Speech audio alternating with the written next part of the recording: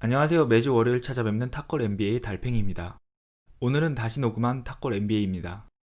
우선 불편함을 드린 많은 분들께 사과드립니다. 앞으로도 많은 피드백 부탁드리며 계속 나아지는 모습 보여드리도록 하겠습니다. 지금 캐나다는 상황이 좋지 않아 수소문 끝에 AT2020이라는 컨덴서 마이크를 구했는데요. 조금은 미심쩍은 가게이긴 했지만 현재 구할 수 있는 곳이 거기밖에 없고 그래서 일단은 샀습니다. 한국의 리뷰에서 찾아본 금액보다는 조금 비싸더라고요. 앞으로 여러 장비들에 대해서도 많이 가르쳐 주시면 감사하겠습니다. 더블제트 V 더블제트님, 그렇지 않아도 한국 갈 일이 생기면 하나 사달라고 김영준 기자님께 부탁할 생각입니다. 요즘 좋은 장비 정말 많이 사셨더라고요. UFO님, 댓글 보고 정말 반성했습니다. 제가 왜 진작 그 생각을 못했을까요? 다시 녹음하면서 의견 적극 반영해서 해봤습니다. 계속 의견 남겨주시면 좋겠습니다. 제호조님, 저의 불찰을 알려주셔서 정말 감사합니다. 나름 제가 토론토 팬이라고 떠들면서 다녔는데 스터드마이어 선수는 까맣게 잊고 있었습니다. 이번에 다시 만든 영상에서는 정정했습니다. 정말 감사드립니다. 정석하님, 계속 노력하고 있습니다. 하지만 아직은 많이 부족하니 너그러운 마음으로 봐주시면 좋겠습니다. 취미로만 하던 유튜브에서 이렇게 많은 분들이 보시는 컨텐츠로 만들려고 하니까 부족한 점이 한두 개가 아닙니다. 계속 나아지는 모습 보여드리겠습니다. 그리고 영상 보시고 나면 제가 남기는 댓글에 제가 따로 만든 컨텐츠 관련 하이라이트 믹스가 있습니다. 주요 선수들의 활약상을 영상으로 보고 싶으신 분은 이 링크를 꼭 눌러주시길 바랍니다. 자, 더는 지체하지 않고 탁골 NBA 2001 플레이오프 1라운드 시작하겠습니다.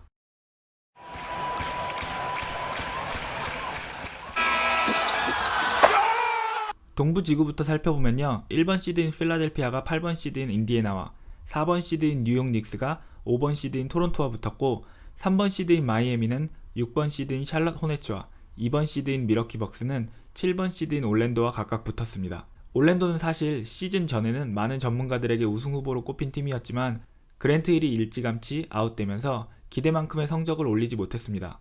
다만 티맥, 트레이시 맥그레디로서는 오히려 그랜트 힐이 없었기 때문에 팀의 에이스이자 전국구 스타로 발돋움하는 계기가 된 그런 시즌이었습니다. 90년대 아재들에게 올랜도의 1번은 팬이이고 2000년대 아재들에게 올랜도의 1번은 역시 티맥이죠. 티맥 혼자만의 힘은 정말 훌륭했지만 샘 카셀, 레이 알렌, 그리고 글렌 로빈슨의 삼총사가 버티고 있던 미러키를 이기기에는 조금은 역부족이었습니다. 이 시리즈는 결국 3대1로 미러키가 승리합니다. 마이애미와 샬럿 호네츠가 붙은 시리즈는 많은 사람들이 관록의 마이애미가 쉽게 이기고 올라올 거라고 예상했는데요. 자말 매시번과 베런 데이비스가 활약한 6번 시드의 샬럿에게 0대3 충격의 시리즈 수입을 당하고 맙니다. 많은 분들이 추억의 선수 자말 매시번을 이야기하면 댈러스 때를 떠올리십니다.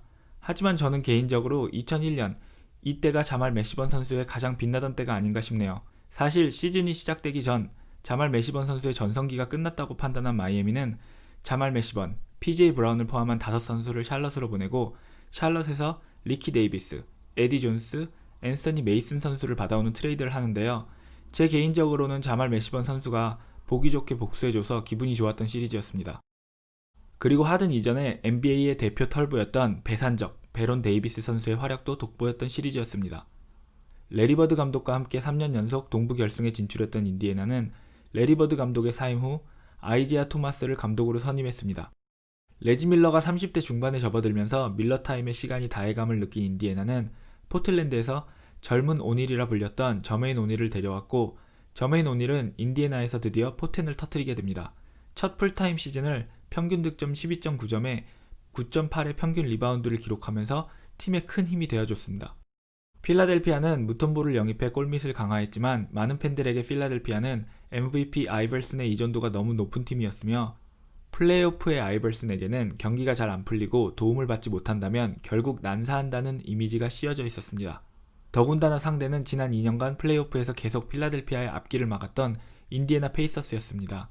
그리고 시작된 1차전에서 종료 5초를 남기고 레지 밀러는 그의 트레이드 마크인 골밑을 돌아나와 수비를 따돌린 후 던지는 캐치앤슛으로 역전 3점을 넣으며 아직 밀러 타임의 마법이 끝나지 않았음을 알립니다.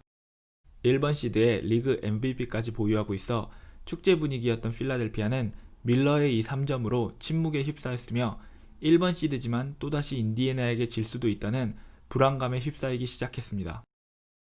아이벌슨은 2차전에서 48분 중 46분을 뛰면서 45득점에 9어시스트를 기록해 왜 자신이 MVP며 모든 것에 대한 해답인지를 홈팬들 앞에서 보여줬습니다.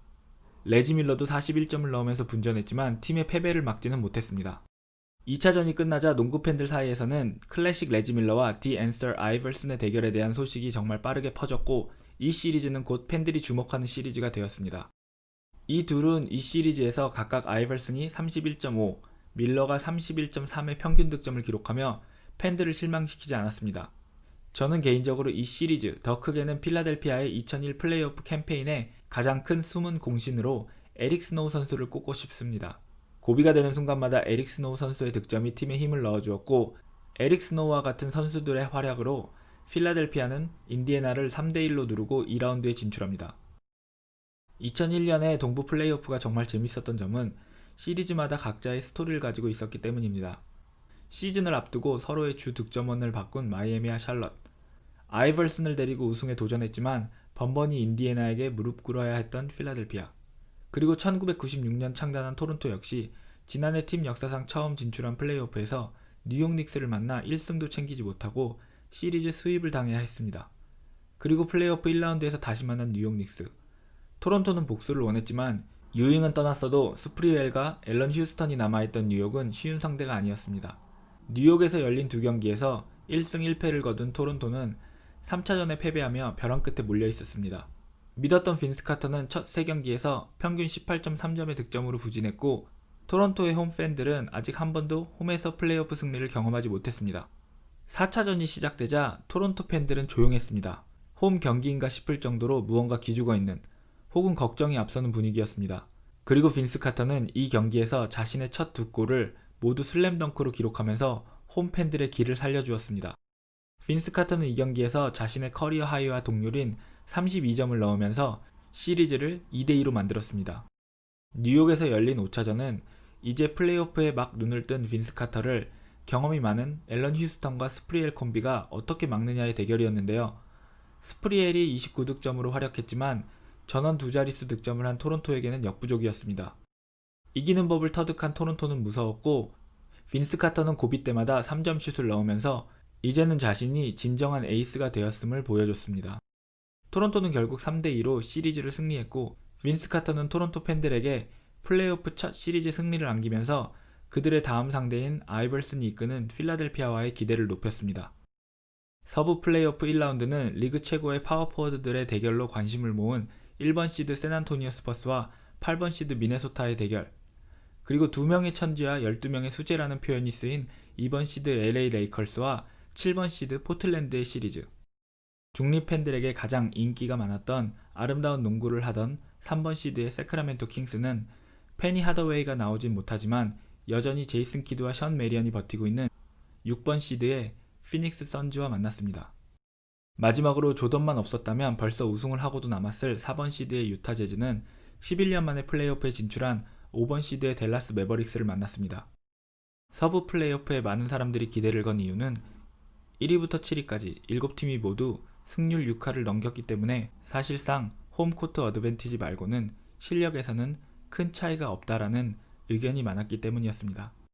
4년 연속 플레이오프 1라운드에서 탈락하면서 큰 무대에 약하다, 인기만큼 실력은 없다 등의 비난을 받고 있던 케빈 가넷은 절치부심하고 라이벌 덩컨을 꺾기 위해 최선을 다하지만 샌안토니오의 힘은 강했습니다.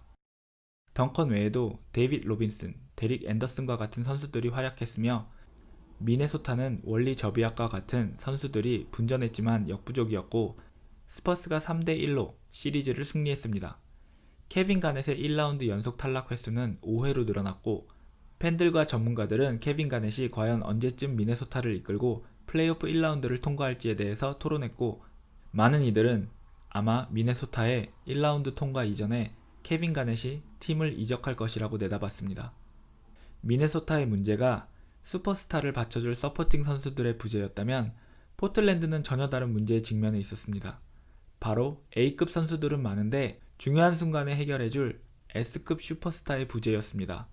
주전 모두가 시리즈 동안 두 자릿수 평균 득점을 기록한 포틀랜드는 하지만 3경기 동안 코비와 샤크가 평균 52점을 합작한 레이커스의 상대가 되지 못했습니다.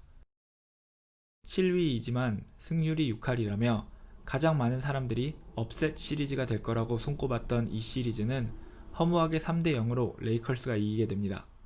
심지어 레이커스는 3경기 모두 위기라고 불릴 만한 상황조차 만들지 않으며 리그 2연패를 노리는 그들이 얼마나 강한지 모두에게 다시 한번 확인시켜줬습니다. 킹스와 선즈의 시리즈는 예상 외의 곳에서 승패가 갈렸습니다. 믿었던 제이슨 키드와 션 메리언이 각각 31.9, 37.1%의 슛 성공률을 보이며 부진에 빠진 피닉스는 주전 5명 전원이 두 자릿수 평균 득점을 기록한 킹스에게 시리즈 스코어 3대1로 지고 말았습니다. 현재의 우리는 노비츠키와 내시가 얼마나 대단한 선수들인지 알지만 19년 전에 이들은 아직 리그에 잘 알려지지 않은 선수들이었습니다. 댈러스의 단장인 마크 큐바는 괴짜로 알려져 있었고 감독인 돈 넬슨은 런 TMC라는 전술을 만들어낸 닭공, 런앤건 농구의 선구자 같은 인물이었습니다. 이러다 보니 중장거리 슛을 장착한 빅맨 노비츠키 또한 이런 돈 넬슨의 농구가 만들어낸 변종으로 보는 사람이 많았습니다.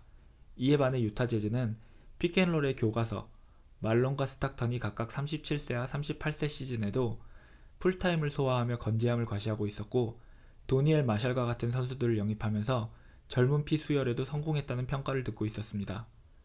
첫 두 경기를 유타가 모두 승리하면서 이 시리즈는 많은 사람들의 예상대로 유타의 승리로 끝나는 듯 보였습니다. 그리고 여기서 댈러스 팬들이라면 잘 알고 계실 대반전이 일어납니다.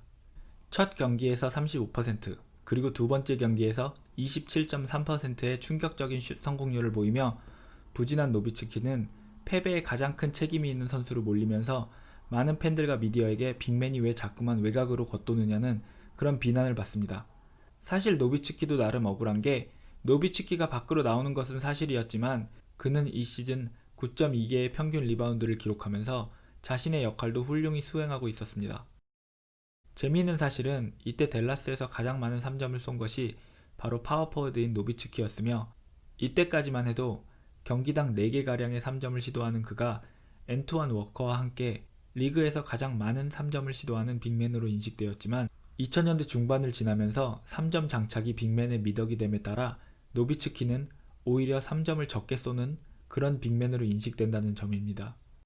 돈 넬슨 감독은 못 먹어도 고라는 표현이 가장 잘 어울리는 감독으로 선수들을 자유롭게 풀어주며 믿어주는 그의 지도 스타일의 가장 큰 수혜자는 바로 노비츠키와 스테픈 커리일 것입니다. 이 해를 마지막으로 새로운 구장으로 이전하고 새로운 로고를 쓰려는 계획을 가지고 있던 마크 큐바는 내년에 새로운 댈러스의 출범을 위해서 팀의 얼굴이 필요했고 노비츠키가 그 역할을 맡아주기를 진심으로 바랬습니다. 이에 돈 넬슨은 노비츠키에게 못 넣으니 공을 돌려라가 아닌 들어갈 때까지 던져라를 지시했고 결국 노비츠키는 3차전에서 터집니다. 33득점으로 자신의 커리어 하이와 동률을 기록한 그는 28.6%라는 처참한 3점 성공률을 기록하기는 했지만 득점을 할 수 있다는 자신감을 회복했습니다. 그리고 마크 큐바는 독일에서 그의 슈팅 코치까지 데려오면서 4차전 역시 그에게 올인할 거라는 것을 예고합니다. 노비츠키는 4차전에서 3점 성공률 50%, 야투 성공률 52.6%를 기록하며 33점을 득점해 돈 넬슨 감독의 못 먹어도 고 작전에 화답합니다. 그리고 벌어진 5차전에서 유타는 노비츠키를 막는 데는 성공하지만 이 밖으로 나가는 빅맨을 잡기 위해 너무나 많은 힘을 쓴 나머지 필리를 놓치는 실수를 범하게 되고 필리가 33점을 넣은 댈러스는 유타를 84대 83으로 꺾으면서 시리즈 역수입을 가져가게 됩니다. 10년 동안 서부를 대표했던 유타 재즈 왕조의 몰락과 앞으로 20년간 이어질 댈러스 왕조의 시작이 함께 이루어진 시리즈였습니다. 1라운드가 끝나자 팬들은 아이벌슨과 빈스 카터의 대결, 변종 파워포워드인 노비츠키와 교과서 그 자체인 팀 덩컨의 대결, 그리고 판타스틱 5 킹스와 무적의 반지 원정대 레이커스의 대결이 성사된 것에 대해서 굉장히 흥분했습니다. 그리고 다른 한쪽에서는 자말 매시번과 레이 알렌이 조용히 자신들만의 명승부를 준비하고 있었습니다. 다시 만든 탑골 NBA 2001 플레이오프 1라운드 리뷰는 여기까지입니다. 시청해주신 여러분 정말 감사드리고요. 앞으로도 더 나은 컨텐츠로 찾아뵙겠습니다. 좋은 하루 보내세요.